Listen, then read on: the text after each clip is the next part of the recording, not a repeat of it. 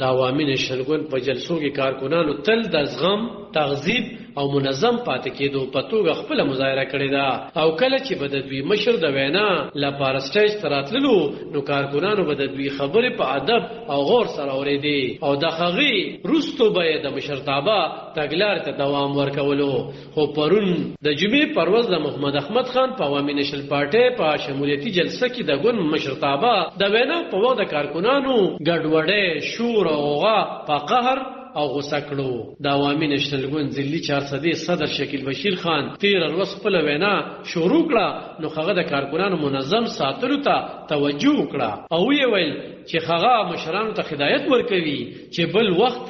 داسې ګډوډي ونه شي. زه دلته د ځلي د صدر په حیثیت سالاران صاحبانو ته ویم، دلته مقامي ملګرو ته ویم چې د ډیسپلن لږ خیال پکار دی. دلته په سټیج باندې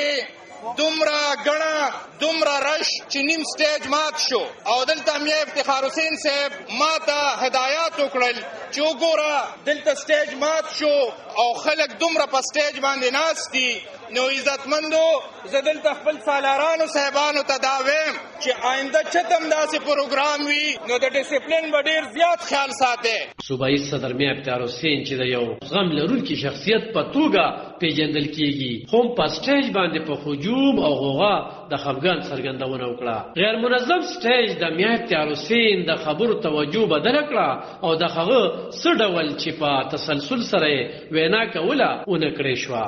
که په دې سټیج باندې ټول چت شو اسم نشته دا د سټیج نه دا د ډیسپلین بیا پاتې شي. سړیا تاسو مو چې موږ پروګرام نو دا چې دلته د اعلان کو راشه نو زه څوک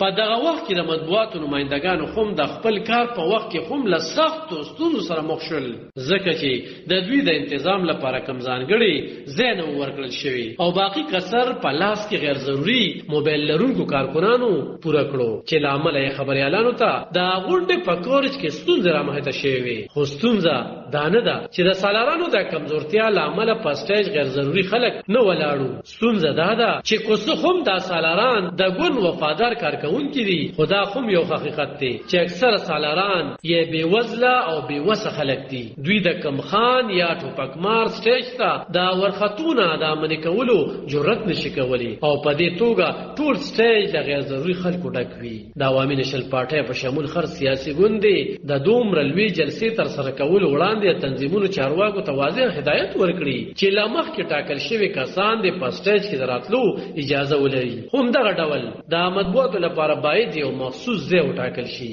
او ډاډ ترلاسه شي چې غیر ضروري کسان چې د مطبوعاتو د کورج مخه نیسي نه دی راځي چې نه ورسره د مشرانو تقریرونه متاثر شي او نه ورسره د میډیا کورج. علب خان شیرپو،